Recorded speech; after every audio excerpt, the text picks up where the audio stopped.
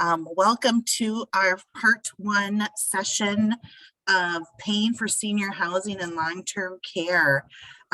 Very excited today to get the session going. We've had a lot of interest.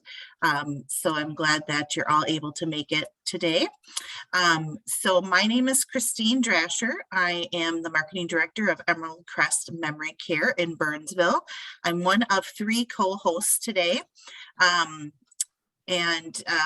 very thankful for Jean Andres from Apple Valley Villas and Kimberly Carpentier for also co-hosting today's presentation with Mary Frances Price. Just a quick run through of our three organizations that are co-hosting today's presentation. Like I said, I'm from Emerald Crest of Burnsville. We are a memory care setting in Burnsville. We've been there for over 20 years. We also have three other locations in Minnesota: Minnetonka, Shakopee, and Victoria. But we're very proud of our memory care. We're one of the first memory cares, standalone memory cares in Minnesota. As you can see there, we're a home setting. We have 12 to 15 residents to a house. We have multiple houses on our campus, and we do different levels of care for memory care. So these are individuals who need 24-hour care due to their memory issues. I've listed here just some of our specialties or what makes us unique. We have, again, like I said, more of a house setting. The other thing that we're very proud of is our activities, and that we have an occupational therapy model with our programming where we focus more on ability rather than disability, and that our houses are actually designated to different stages of dementia. So we go through a pretty not intense, but thorough assessment of our residents to find where they're functioning and place them in the house that we feel would meet their needs the best. Again, there are locations and the phone numbers if you're interested in learning more. Liz is our admissions director. She's there.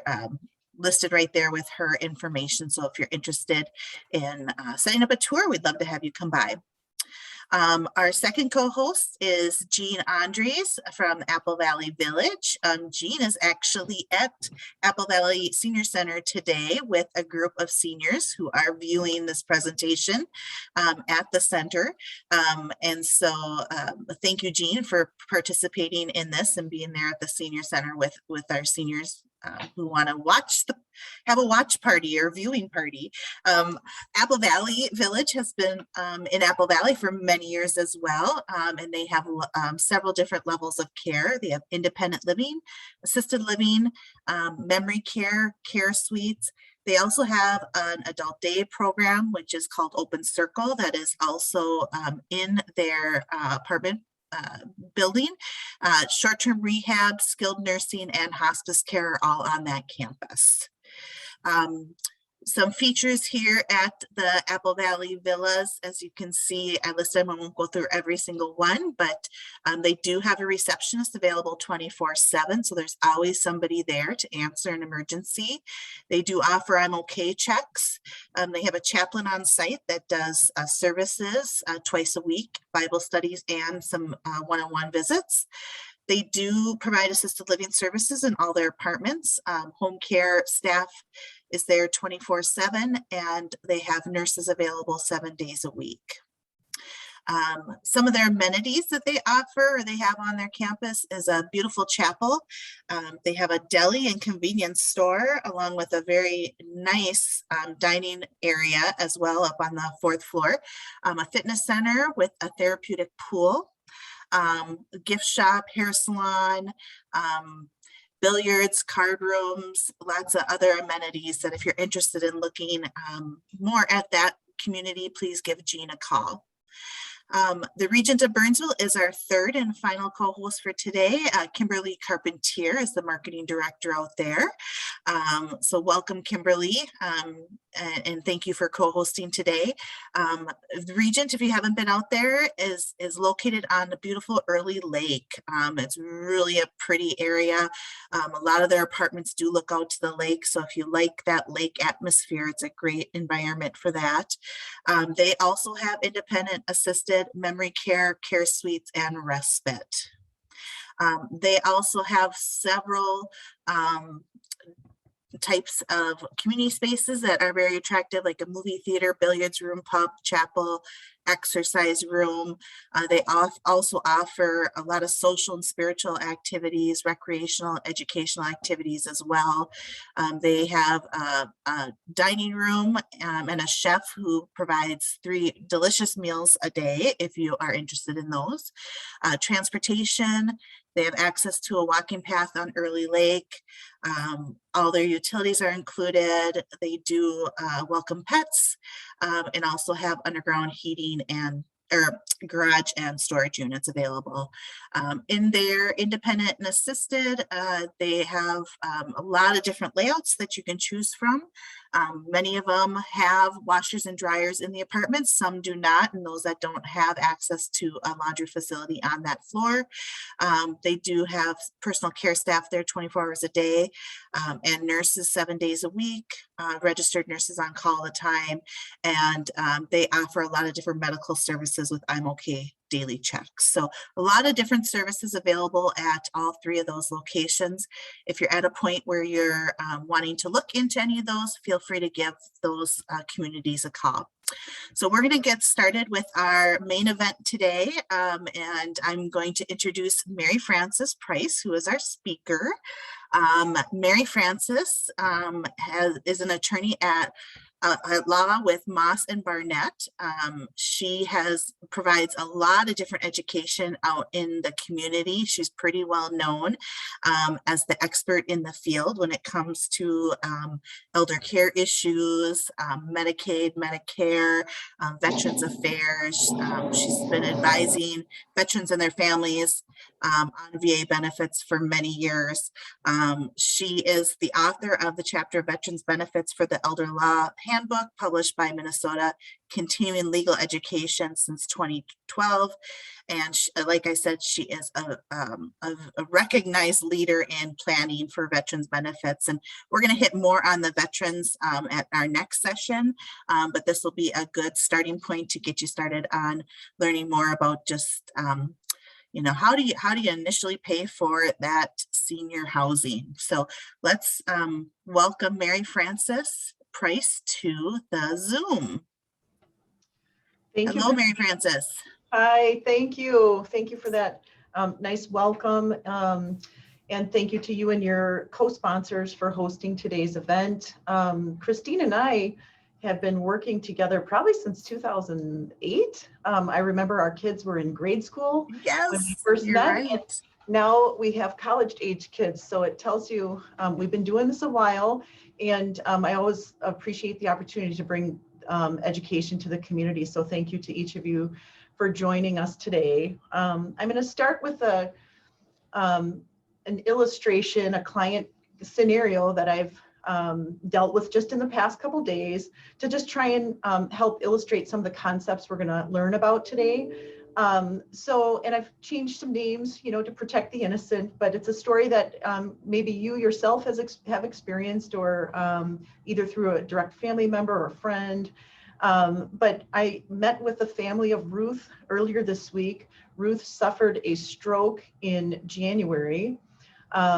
After having realized something was going on, she was transported to the hospital. She was stabilized for several days. After being held in the hospital, it became clear that Ruth was going to need to be transitioned to rehab for some period of time to begin to assess what, if any, damage there was resulting from the stroke, and also to begin to receive physical and occupational therapy. So this is, this is a scenario I see frequently. It could be a stroke, it could be a fractured hip, it could be any number of things that results in a hospitalization. And then after the hospitalization, there's a need to transition for some rehab services. Sometimes people progress to the point where they're healthy and stable enough to return home, wherever home is.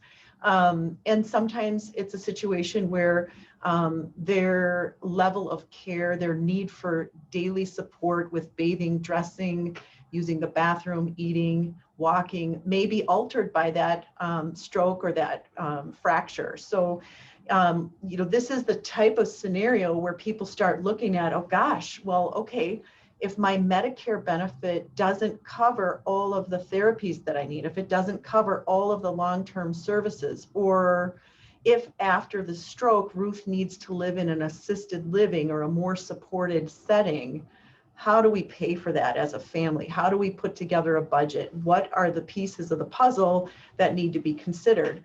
So this first slide is really your laundry list.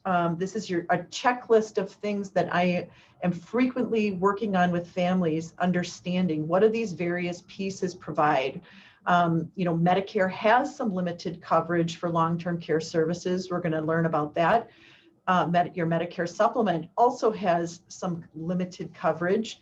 Veterans benefits for those, veterans and or spouses of veterans may become something that we'd consider as part of an overall plan. That's something we'll discuss at a future date. Long-term care insurance, some people have invested in that. That's an asset or a product that would become helpful to somebody who's transitioning to higher levels of care. Of course, private pay, right? Using your monthly income and your savings and retirement. And then of course, medical assistance, which is Minnesota's brand of Medicaid. Medicaid is a federal program that helps provide additional monetary support for people to cover things like home care, assisted living, memory care, and nursing home care. So we're going to talk about all of these today with the exception of veterans benefits, starting with Medicare. So when we think about Ruth, she, was exhibiting signs of a stroke. Her neighbor called 911. She was transported to the hospital by ambulance. She was in the hospital for 5 days. Until she was able to transition to a rehab facility. So from the day, so Ruth as a retiree pays $170 a month. That comes right out of her Social Security check each month. So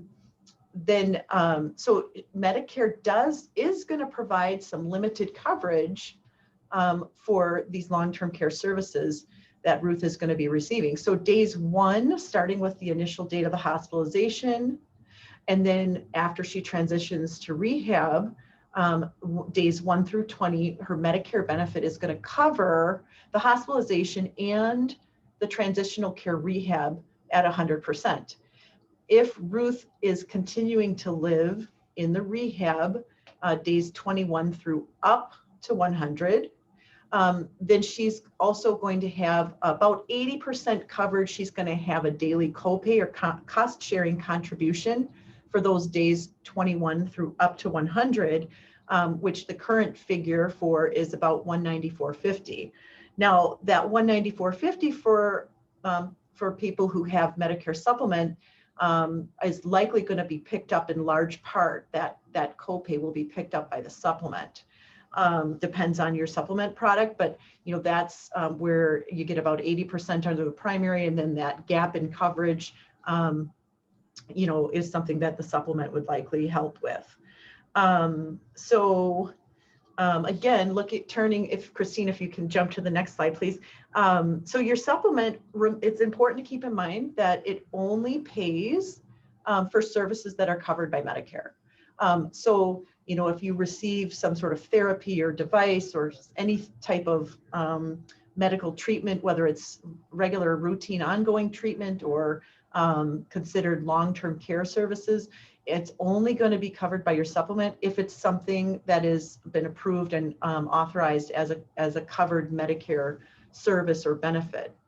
Now, when I use the word long-term care, and when Medicare uses that, and when people in the senior housing community use that, what we're really talking about is long-term care is defined as when somebody is in need of assistance with 2 or more of their activities of daily living. Activities of daily living include bathing, getting yourself dressed, using the toilet, transferring, which could be like standing up from a sitting position, going from a standing position to a sitting or laying down position. So it's moving your body through space. So bathing, dressing, using the bathroom, transferring, and feeding yourself. If somebody is needing help with 2 or more of those activities, they're considered to be in need of long-term care.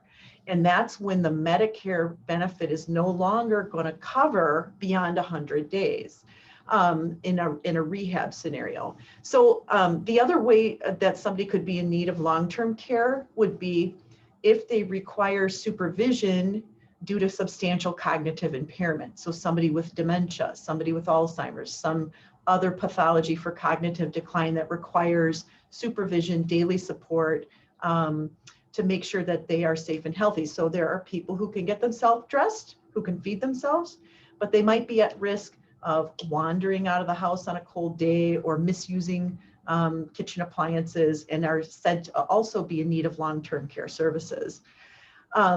So why do I say days up to 100? I say up to 100 because it's not a given that somebody automatically gets 100 days. What actually happens frequently is when somebody's in the rehab, particularly post-stroke, or if somebody has that hip fracture with a new hip implant and then they're learning how to use their new hip, but then they get into rehab and maybe fall or have a UTI and get set back. Maybe they had some dementia happening, and then with the hip fracture, it was accelerated by the hospitalization, the surgery, the medication.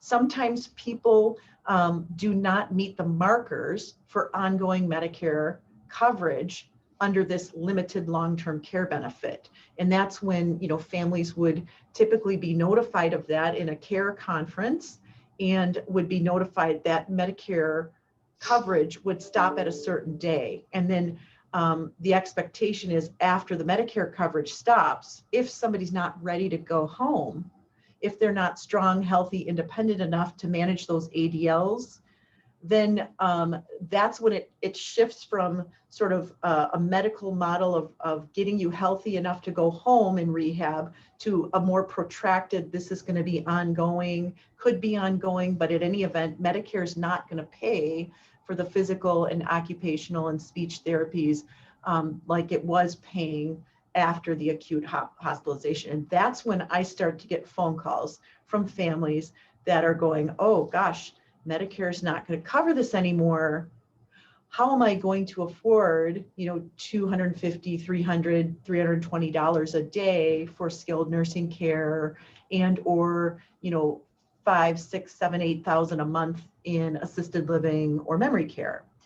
So if you think back to our initial list of resources, of course, everybody has private pay capacity at some level, meaning you've got your income from Social Security, pension, typically. Some people have long-term care insurance. That is something that would need to be considered and understood. Long-term care insurance. Now for Ruth, who is, let's say, 81 and just had a stroke, will she be able to go out and quickly apply for long-term care insurance, or will her kids, and she'll get it and get some help? Absolutely not.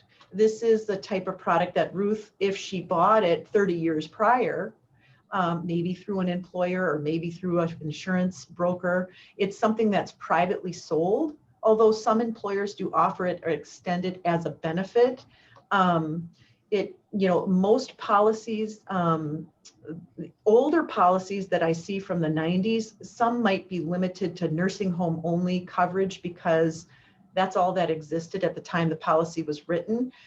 However, under Minnesota law, we have a statute that basically says, you have to be able to provide coverage for a nursing home level of care, even if it's provided at home or in an assisted living community. So the first thing to keep in mind with long-term care insurance is it's something that you either have or you don't, but at a certain point, insurance companies won't underwrite individuals for these policies. So this really applies in Ruth's case if she has it as one of the tools in her toolkit.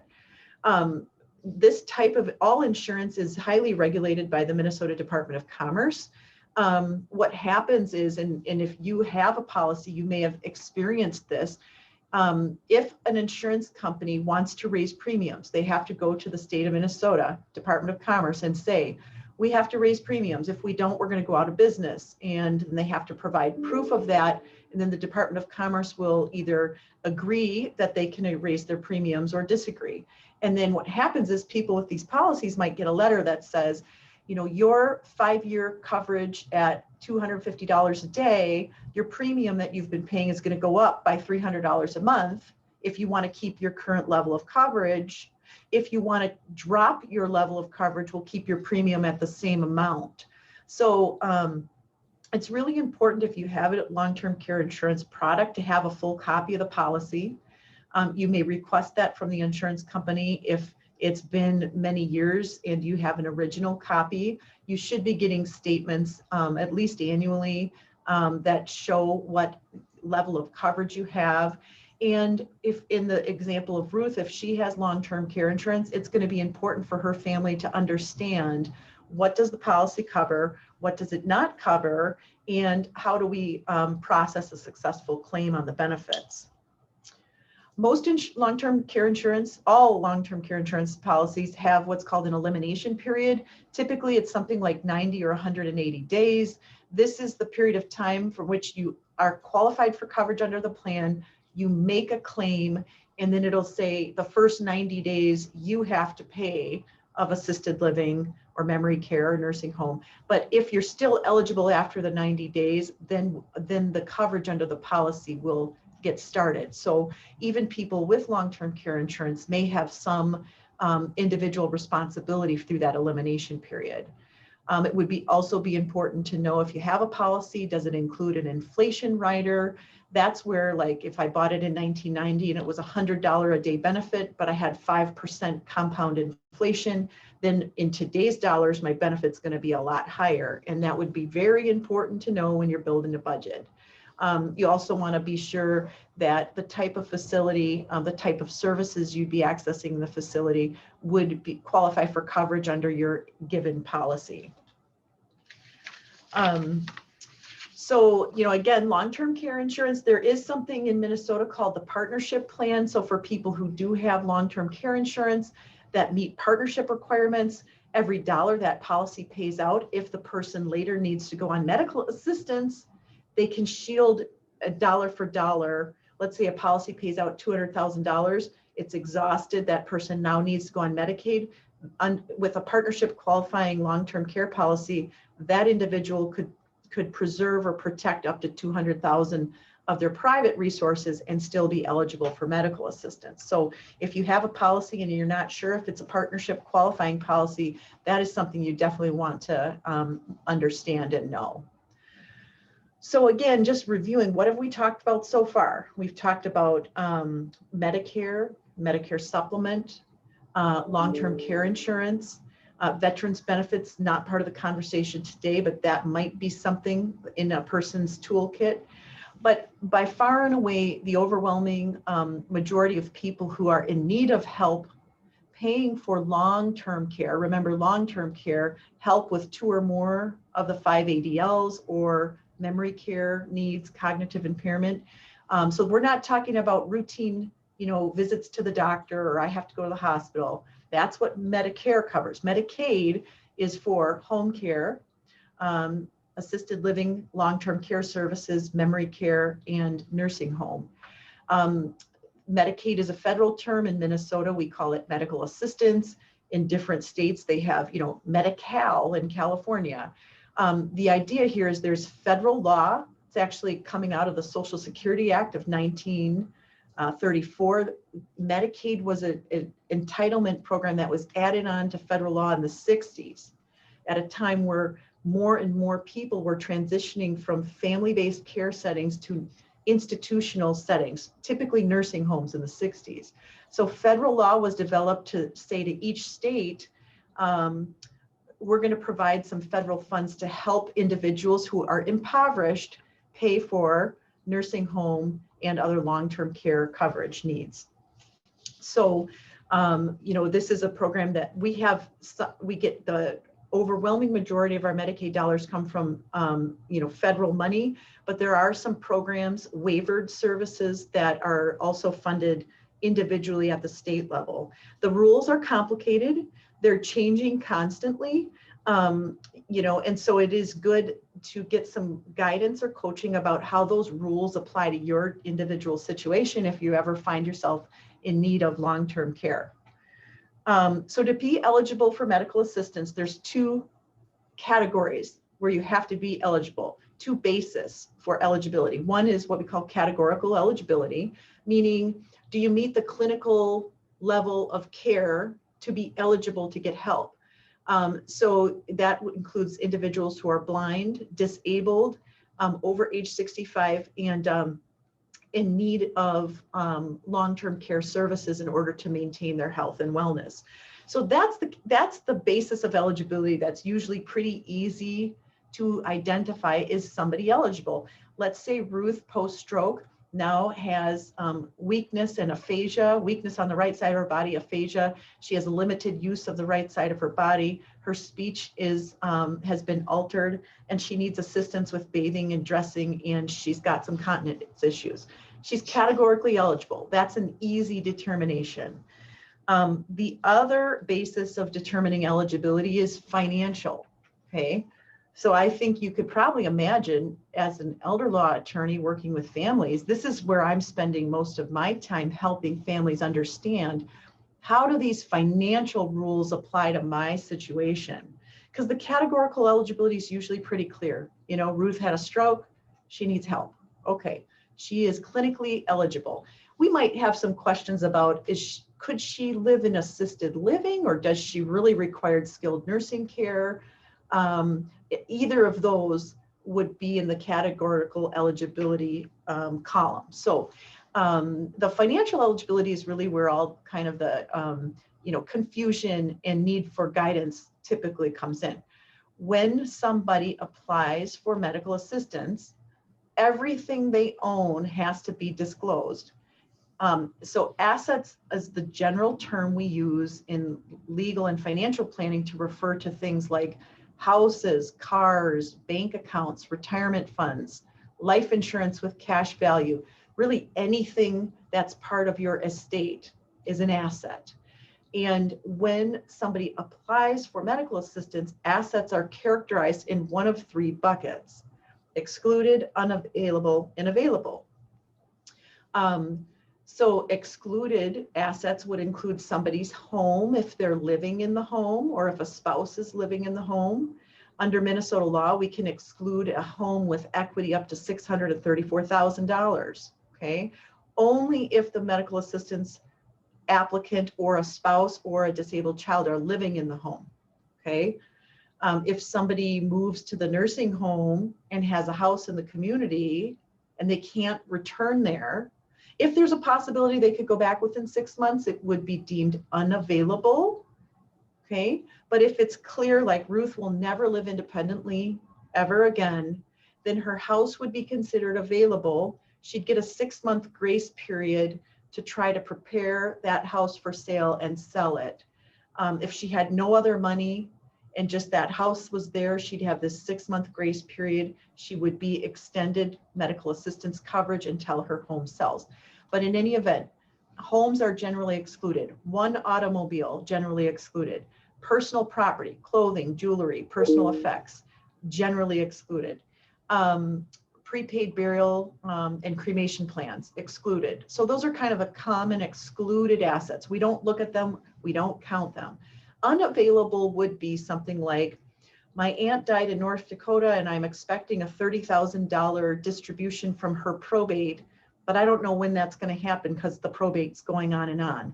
Well, you have to disclose that it's out there, but it's not available, so it gets set aside, and if it later becomes available to the MA applicant, it will be reconsidered. Available is everything that isn't excluded or unavailable, okay? So that could be retirement accounts of either spouse, savings, checking, CDs, IRA, 401k, secondary properties, recreational vehicles, cash surrender value of life insurance policies. So available is anything else that's not excluded or unavailable. So if Ruth is a single person, the Medicaid rules are pretty easy to understand. Ruth, you can't have more than $3,000 in available or non-excluded assets. Okay, That's it. No more than $3,000 in order for Ruth to be eligible to apply for and receive some assistance through the county to pay for assisted living or nursing home care. If, Ruth is married and her spouse, let's say at the time she had the stroke, was really advancing with memory loss, and now the kids call me and say, Mom had a stroke, Dad's at home, we just realized he can't live by himself, it's immediate memory care placement, and oh, by the way, we don't have money to pay for this, then each spouse would be allowed to retain up to $3,000, and anything else would have to be reduced down in order for either one or both of them to be deemed eligible for help through medical assistance. Where it gets a little trickier is if Ruth is married, but let's say her spouse is not impaired and he wants to continue living in their home and, is wondering, gosh, how is this going to work? Because we used to combine our income. We used to share everything in common. And now if Ruth needs to move outside of the house and I'm going to live here, how do we divide up our assets and our income? And that's something called the spousal impoverishment rules. So back before 2016 in Minnesota, you might have heard of people splitting assets between spouses. They would split the assets and Ruth would have to spend her half of the assets down to $3,000. So in 2016, Minnesota changed that. They decided no more of this asset splitting. Now we just set a number each year, a number above which, so that in the current number is $137,400. So Ruth's spouse, let's call him Bob. Bob can have he can have the house, he can have one car, all the personal property, his prepaid burial, Ruth's prepaid burial, and then he can have available or liquid assets up to $137,400. Anything above that is what's called spend down. So we're going to look at some specific examples of how that works. But the general rule is Bob gets to keep up to $137,400. Anything over that has to be spent down. Now, if Bob doesn't even have that, let's say he has less than $137,400, automatically eligible. So let's take a look at some examples of how this works. So let's say Ruth and Bob have $30,000 on the date of application for Ruth to receive MA help in the nursing home. There's no reduction of assets needed here, right? Even if there's a house that has $400,000 of equity, there's no spend down required here because $30,000 is less than $137,400. So immediate eligibility, okay? Now, Bob will want to do some certain steps, like if he does own a home, he's probably going to want to take Ruth's name off of it. He's going to have to reposition that $30,000 so it's in his name. He's probably going to update his will. So there are some additional steps that Bob will want to take to ensure that he has continued control and benefit over the estate now that Ruth is living in the nursing home. So let's take a look at example number 2. Now, on the date of application, if Bob and Ruth have $100,000 plus a house, a car, and their property, again, $100,000 is less than the $137,000. So Bob keeps all $100,000, moves it into an account in his name, takes Ruth's name off the title of the house. We'll talk about what happens with their income. But here, again, no reduction of assets is actually needed. Back in the old days, prior to 2016, they would have each gotten $50,000, okay? And then Ruth would have had to take her her 50 down by $47,000 before she'd get any help. So here's a situation where that law change actually benefited people who are right near or slightly above that bright line threshold, which is currently $137,400. Now let's look at example number 3. If Bob and Ruth have $300,000 on the date of application, well, then Bob keeps $137,400. Ruth keeps $3,000. The difference is $159,600. This is their excess asset pool this is what needs to be reduced before any eligibility would happen for Ruth to get help paying for her nursing home care. So naturally, most people I work with, many people I work with, not all, have some excess, right? They have some excess.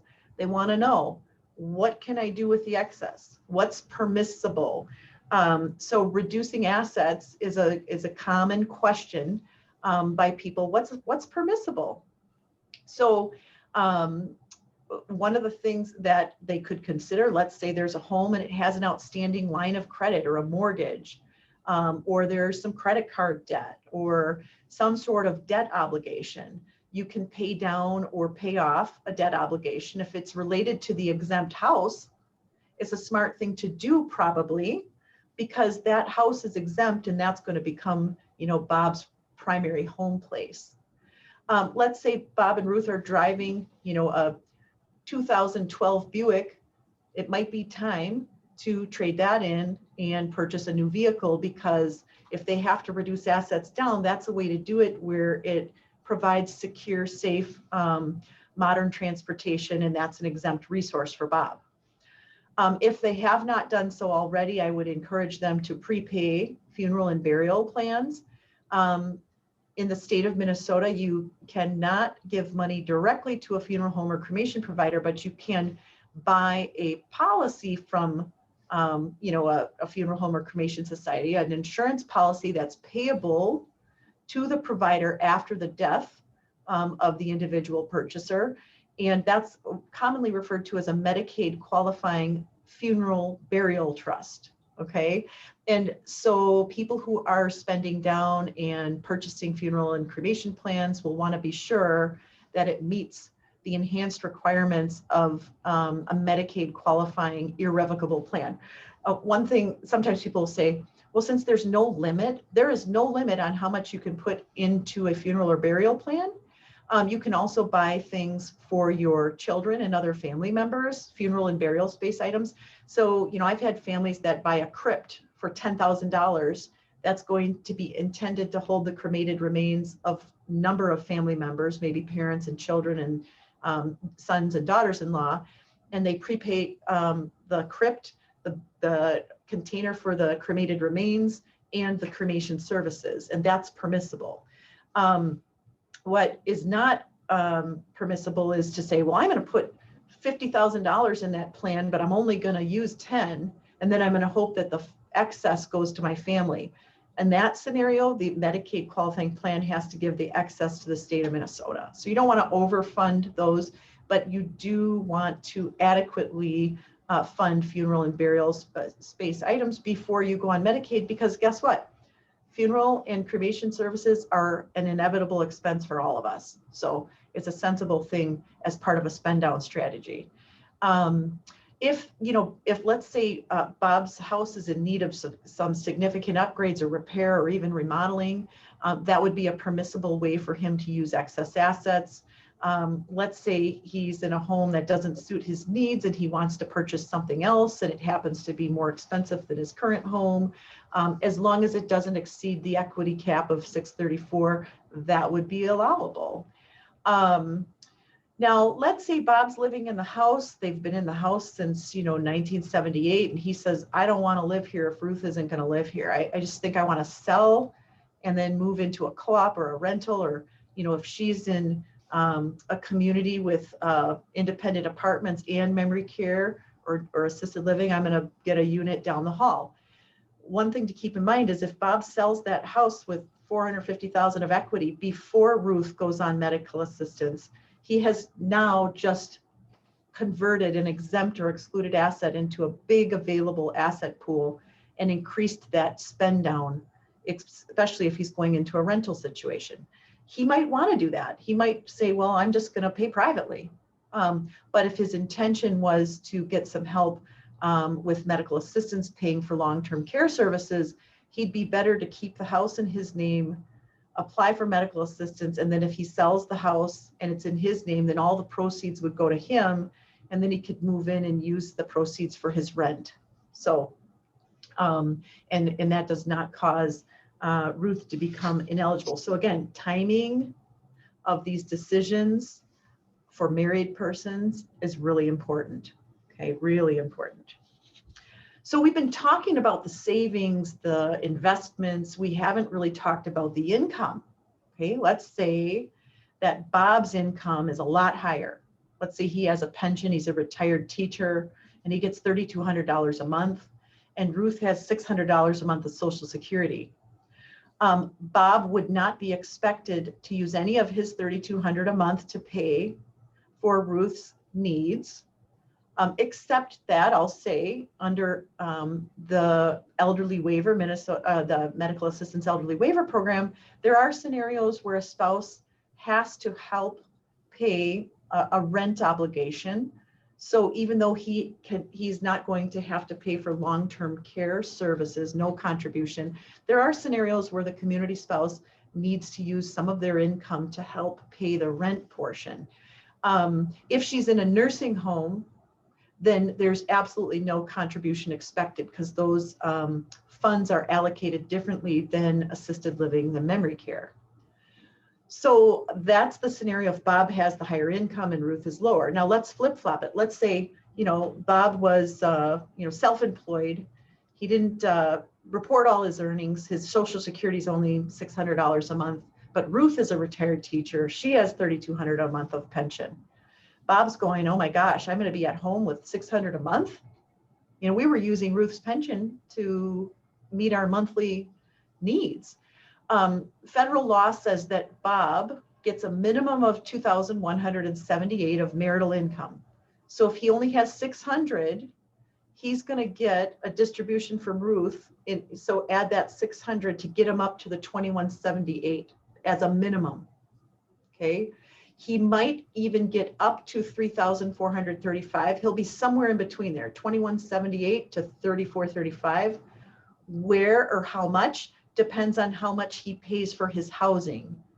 There's a calculation we do to figure out how much income Bob gets from Ruth, if she's the higher income spouse and she's the one going to the nursing home. And it looks at things like taxes, mortgage, association fees, utilities. And if there are high housing expenses, then Bob may have an increased amount coming from Ruth. At any rate, he's guaranteed a minimum of monthly income of $2,178. Keeping in mind that all these numbers change every year. Minnesota reevaluates and changes these numbers. These numbers I'm giving you are current for March 2022. So again, what we're talking about, bullet point number 3, is that Ruth, as the ill spouse, the spouse in need of long-term care, she can make some of the marital income, her $3,200 a month pension, she can make some of it available to Bob as the spouse living in the community, okay? So that's how the distribution of income between spouses work. Now, one of the questions I deal with frequently, when we think about spend down, would it be okay for somebody who has $50,000 left and 5 kids to get the checkbook out and just write $10,000 check to each child? That's below the IRS annual gift exemption amount, currently $16,000. The IRS says if you give $16,000 or less to anybody, you don't have to report it. But in medical assistance, there's a zero tolerance for gifting or transferring property with the intention of expediting or speeding up the time it takes to get medical assistance eligible. So that would not be a permissible way for Bob and Ruth to reduce assets, to just gift money to their kids. Bob can't just say, you know what, I'm going to take everybody on an Alaskan cruise, one last hurrah. It's going to be $30,000 to take my kids and grandkids, but by golly, I'm going to do that because we're going to have to pay this nursing home bill. Bob could do that himself. And if the kids paid their own way, Bob's expense associated with the travel would not be a disqualifying use of his money. But if he bought cruises for everyone else in the family, that would be considered an improper transfer. Okay, so gifting, improper transfers, giving money, giving property away for less than what it's worth within the 5 years leading up to applying for medical assistance is a no-no. And so 5 years equals 60 months. There's a way that we calculate a penalty for people who've given property away. Sometimes people ask me, will they go after my kids? No, they don't go after your kids, but the county will deny Ruth eligibility because she gave something away for less than what it's worth within 5 years of asking for medical assistance. So when somebody applies for medical assistance, they are asked on the application, have you given any property away for less than what it's worth in the previous 60 months? Sometimes people say, well, how are they going to know? How are they going to know? To which I reply, it's fraud to not disclose that, and keeping in mind that when you apply for medical assistance, you disclose your social security number, and that's a number that can be traced and cross-referenced with things like the Minnesota Department of Revenue, the IRS, to look at where you had accounts, where you were reporting interest income. And I can tell you, I've been doing Medicaid practice for almost 15 years now. And, the county has, if you're asking for medical assistance, you have to be ready to fully disclose. You don't have to overshare, but if they ask for verification of something, you have to be able to provide it. And so, not disclosing, intentionally not disclosing known gift transfers could result in some criminal or civil liability, and I just don't generally recommend that. So it's important to understand that the look back starts at the day that somebody applies. So if somebody applies today, March 16th, for medical assistance in Dakota County, Minnesota, Dakota County is going to say, looking back 60 months from today, did you give anything away? And to the extent you did, it needs to be disclosed. Now, what does that mean? What happens? Well, there's going to be a period of ineligibility that results from having given property away for less than what it's worth. So the state of Minnesota sets a number, an average nursing home rate. This number changes every July 1st. The current number is $8,781. This is the statewide average of what it costs to live in a nursing home in the state of Minnesota. Clearly not in the metro, but again, statewide average. So an example would be, let's say I have a client, Ruth tells me, I gave my son $20,000 because he was going through a divorce. He needed some legal help. He was moving. It was an important thing for me to do at the time. It was 4 years ago. Do I have to disclose that? Yes, it was a gift, and she didn't receive anything in return. And so they take that $20,000, divide it by the average nursing home rate, and tell Ruth, you are denied access for 2.27 months. After 2.27 months of private pay, come back and see us, and then we will provide the coverage if you're otherwise eligible. So the penalty is imposed on the person seeking medical assistance, not on their children. Now, the children might, want to cure the gift, right? Give them money back, or pay mom and dad back, or try to help cover expenses through the 2.27 months, whichever is most cost effective. But in any event, there is a penalty for giving property away for less than what it's worth within the 5 years leading up to medical assistance. So the funny thing with lawyers is we always talk about the rules, the laws. And after we tell you the main rules and the main laws, then we start to say, but there's exceptions to every rule. So the general rule is no gifting, no transfers. However, transfers between spouses are allowed. So remember when I said Bob might want to get Ruth's name off the house. Bob's going to want to transfer Ruth's savings account with $25,000 from her to him. That's permissible. Okay, transfers between spouses are not penalized. Why? Because if you're a married person in Minnesota applying for medical assistance, both you and your spouse have to fully disclose all assets that are owned by either person. So in fact, interspousal transfers are a common thing that happens because remember, Bob gets to keep $137,400 plus the house. Ruth is limited to $3,000. So we have to move that out of her name. Okay, so interspousal transfers are permissible. Now, if let's say Bob and Ruth have a child who became totally disabled in his mid-40s due to MS and had to retire and go on Social Security disability and is on Medicaid himself, they could set up a trust for his benefit. They could transfer directly to that disabled child, regardless of age, and not have a penalty for having made gift transfers to that disabled child. Okay. Another exception to be mindful of would be, let's say back in 2008, when the economy had a nosedive, one of Bob and Ruth's children was laid off, asked to move back in with mom and dad, was in the middle of a divorce. It was at a time when, Ruth and Bob's health started to decline, and they lived in the home, and the child was giving them transportation, personal care assistance, preparing meals, doing groceries.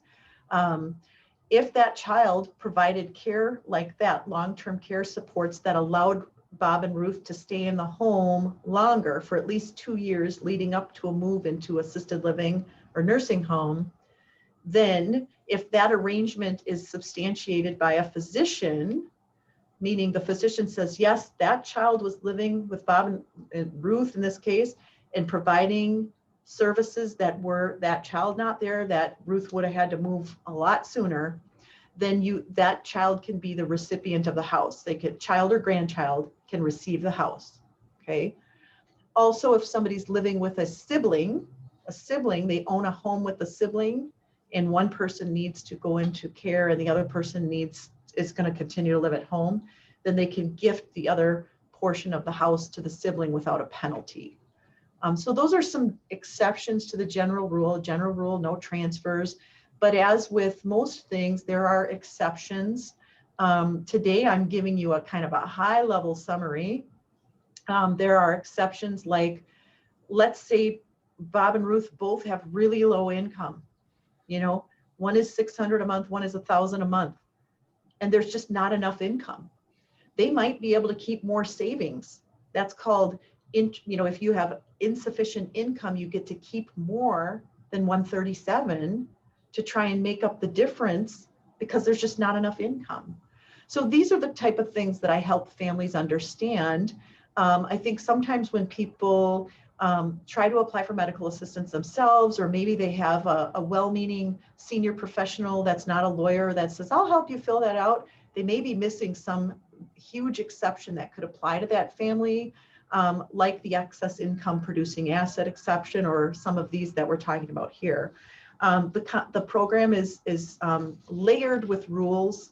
It's evolving, changing all the time. I spend hours every week studying this with colleagues, with my paralegal, reading updates that come from the state on almost a daily basis as it relates to the administration and availability of medical assistance programs.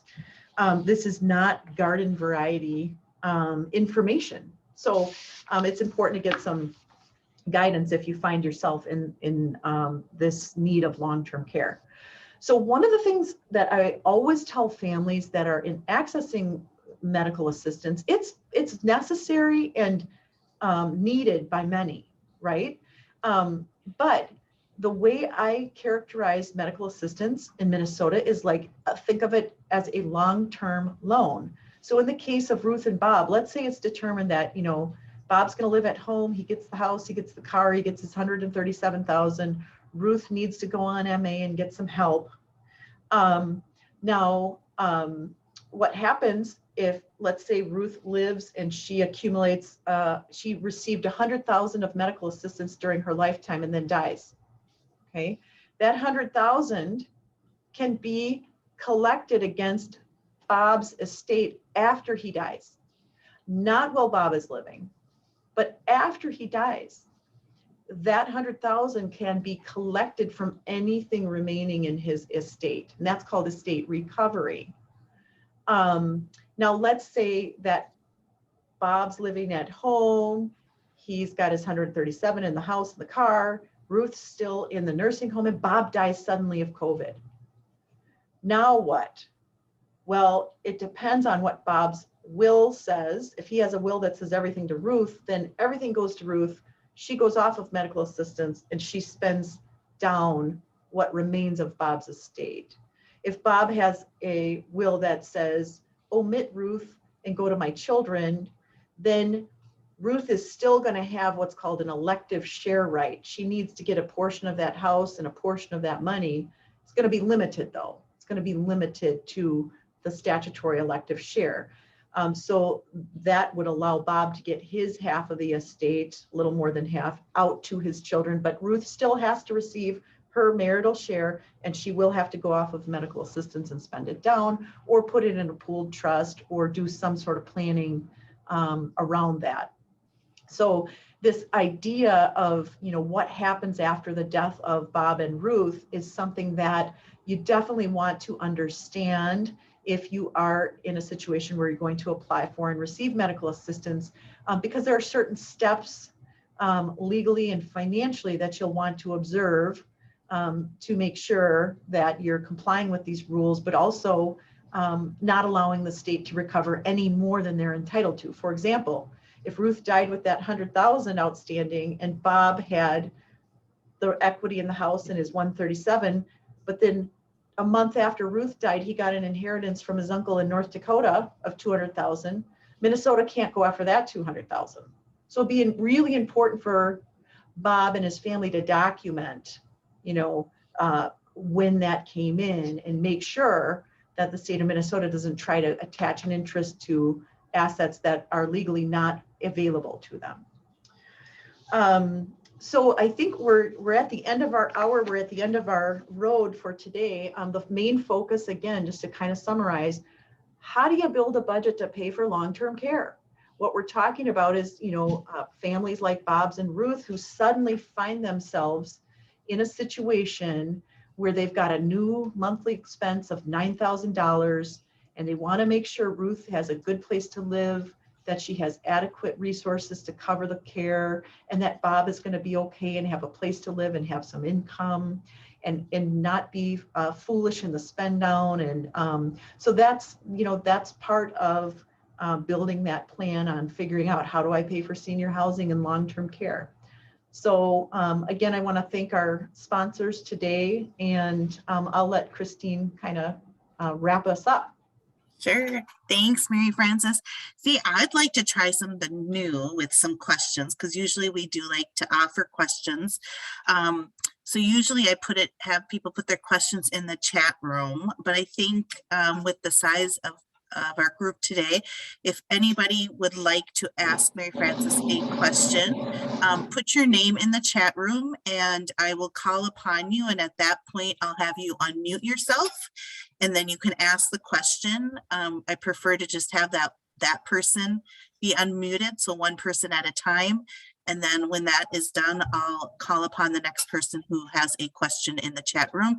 If you're not comfortable speaking, feel free to put your question in the chat room and I can ask it for you. So we'll give a couple seconds, or maybe a minute or so here for people to do what they'd like to do in the chat room. And I have just a few little housekeeping things I want to mention to the group.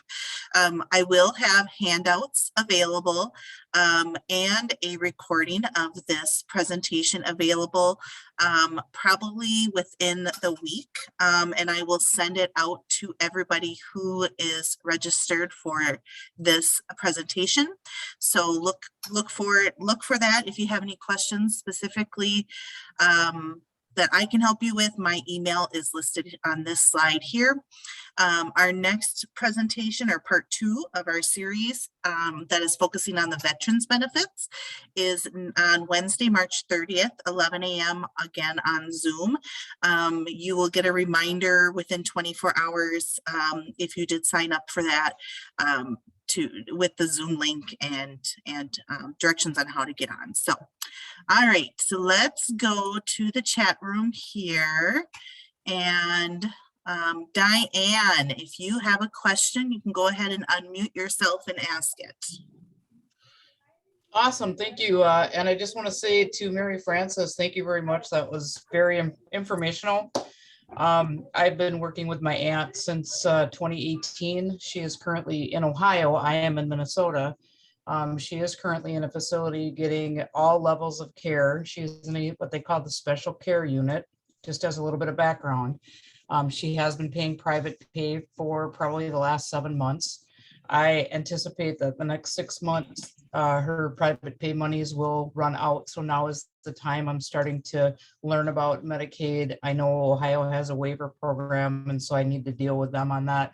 But my biggest question is, she sold her home back in September of 2018, And at the time, she got quite a bit of money. Her son was on her checking account and began using those checks to pay for all his bills and a new car and a motorcycle and so on and so forth, to the tune of $62,000. Did not leave her very much money for now the care that she needs.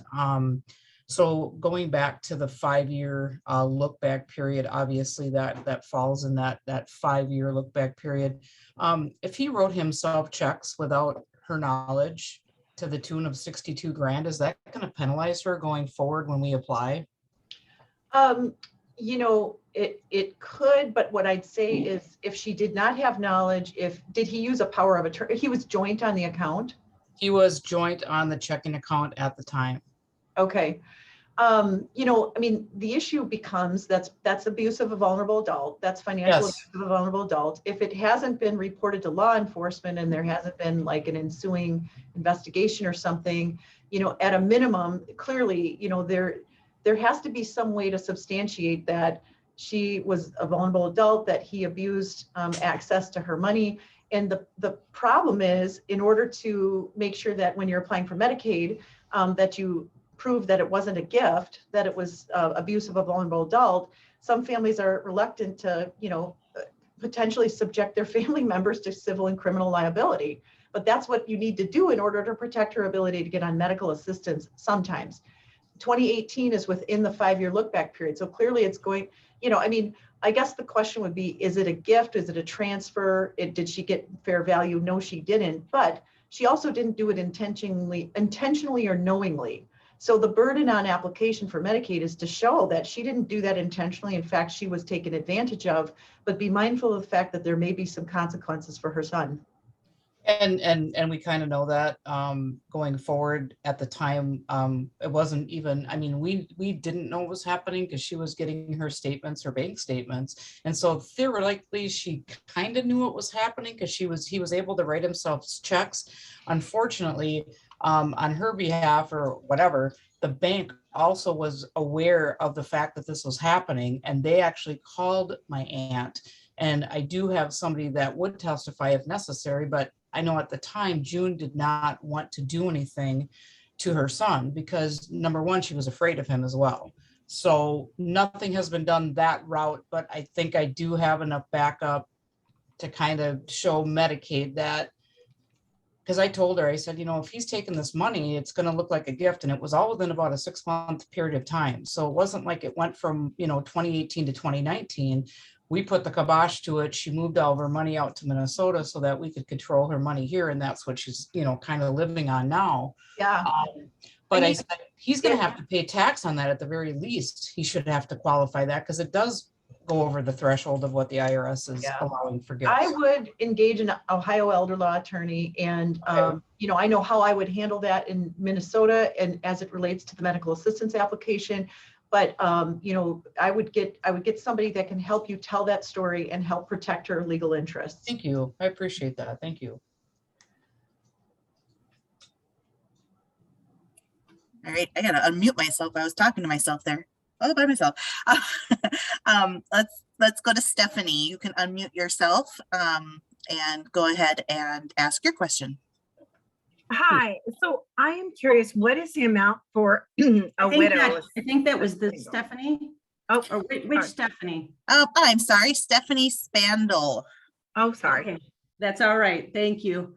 Thank you very much, Mary Frances. My question was, you made a reference to the amount of income someone has, and if it doesn't meet a certain level. So in my mom's case, she has maybe 1,700 in income. She'll be spending down some of her, you know, her investments and benefits. But in my mind, it was always she had to spend that all the way down. But you made some kind of reference that if her income doesn't meet a certain threshold, that maybe she might be eligible for Medicaid sooner, it sounded like. So I was clarify that. Yeah, thank you. If mom is single, that doesn't apply. What I was referring to was a married couple situation where the low income spouse at home is going to need some income, but the spouse who's in care doesn't even have that high of income. In those scenarios with married persons with insufficient income between the parties, they may be able to keep more of their assets. But for single people, that's not a consideration. You have to be at or below 3,000. And so it will depend on if she's married or not. Okay, and that would be even, so she has all her savings, but then that's also the pension that comes in every month and all that, at or below a total of 3,000. Right. So that spend down, paying for care and then making sure she has a prearranged burial or funeral plan in place, any other, spend down items from which she may benefit. But if she's a single person, Mhm. there's no deviation. That's only when there's a married couple and we're trying to make sure there's adequate income for the spouse living in the community, the well Okay, spouse. thank you. Mhm. Thank you. Well, let's go to the next Stephanie, since we have two of them here. So Stephanie Cole, why don't you ask your question real quick? No problem. Kind of along the same line. So explain for the single, like the widow, what that income is exactly and So- where it's coming from. For single people, again, assets at or below 3,000, and then you have to have insufficient income to pay for long-term care services. So for example, if you're in assisted living and you pay 3,000 for rent and the services are 2,700, but you only get 1,500 a month from Social Security, you don't have enough money to cover your services, so you're in need of help. So it's once the long-term care services per month exceed what you make in income is when you have a shortfall. Okay. So with that, like an annuity, that all adds into what that income is beyond Social Security, correct? Yes. So any income from any source, Social Security, pension, if you own a rental property, it produces income. So it's income from all sources. Okay. And how does that affect with all of the checks that were received that went into their accounts, increased accounts to levels, higher levels over this past year? And how does that account for savings from medical coverage, for the out of pockets from the supplement? Well, again, if I think what you're asking is, when are you eligible from an income perspective to get help, right? Mm-hmm. Yes. And you're eligible from an income perspective when whatever amount comes in is not enough to pay for all of the services, long-term care services you need. So, if you average that out on a year, because 1 month, there were a lot of services coming home from a hospitalization and 1 month was a little less. If you average it out and there are more unreimbursed medical expenses for long-term care than there is income, then you're eligible. Okay. Thank you. Mm-hmm. Thank you. All right, Carla had a question here. She's getting information for her parents. One is legally blind, other is handicapped. Both live in Wisconsin. Do you have any potential contacts in Wisconsin or attorneys you could recommend? Yes, I direct messaged Carla. Oh, perfect. But I'll share with anyone who might be a border person. Amy Gresky in Hudson or Ryan Long in Superior are two people I work with through the National Academy of Elder Law Attorneys, with whom I've referred and shared clients, and that both are excellent. Awesome. Good. All right. And then we have Michael Wheeler. When my mother divorce was final, she purchased a house and we ended up putting the house in my name. I still have the proceeds from the house. If we transferred that deed more than 5 years ago, do we need to disclose that? No, transfers that were more than 60 months ago do not need to be disclosed. What I would say there is just be careful that you didn't do anything like on the day it was sold. Sometimes these title companies put a deed in front of mom and she signed it back to her name. And if that happened and she got the proceeds and then she re-gifted them, then technically the date of the gift is the date that she re-gifted. But if it truly, you bought the house more than 5 years ago, it's since been sold and you got the proceeds and you trickle it back or maybe help her out, if it's always been in your name more than 5 years ago, then it's beyond the look back period. But if there was any break in the chain where you gave her money back and then she gifted it back or you deeded it. So you really want to be clear on the dates the actual gift happened. Because again, nobody wants to commit fraud and run afoul of, did you give anything away within the previous 60 months? But if somebody gave a gift, transferred their house 7 years ago to a child, and they're asked to disclose transfers within the previous 60 months, and that was, 72 months or longer than that, you don't have to disclose that. Okay. Great, thank you. Lori would like to know, and I've always wondered this, but I always forgot to ask you, is if somebody spends their money gambling before they go into a nursing home, does that have to be disclosed? It's a tricky one. I think technically, no, but here's where it gets dicey. No, I mean, the issue is, did somebody who gambled get a direct benefit from using their money that way? And arguably they did, because it's entertainment, right? We might say it's not a great way to use your money, but in fact, it's not an impermissible way to use your money. There's nothing that says you can't gamble. If you earned money from the gambling, you have to report that to the IRS and include that in your taxable income. The issue is, if somebody, let's say like Ruth, has a stroke, she goes to rehab, she comes home, she's using a walker, she's on oxygen, she's limited by the stroke. Like she knew or should have known that she's likely to be in need of long-term care services, and then she goes and gambles. Did she do that with the idea that, oh, screw it, I'm going to the nursing home anyway, so I might as well? That, I would be worried about potentially, because the standard is, did you give anything away knowing that you might need medical assistance or in anticipation of applying for medical assistance? So again, still kind of an iffy thing, but particularly in certain counties, Dakota being one of them, I think things like that would be very closely scrutinized, and I want to be very, very careful. Now, let's say Ruth was just going through life and kicking around, and she had a regular habit of going to Mystic Lake and spending money, and it could be a lot, and then she had a stroke. That's different, okay? So some of that is fact specific, because that's just something she did for years, right? But if somebody goes in and says, by golly, I'm going to go take my last 50,000 and I'm going to go to Vegas and just run it down, I'd be a little concerned about that. Wonderful. Well, let's look. Any more questions here? I don't see any. A lot of just thank yous for this information, very reassuring. So again, wonderful presentation, Mary Frances. You always have such a great way of explaining a very complicated topic. So I appreciate it. And we will end for today, and we will pick back up in a couple weeks for our part 2. And I thank you very much. All right. Thank you, everyone. Have a great day.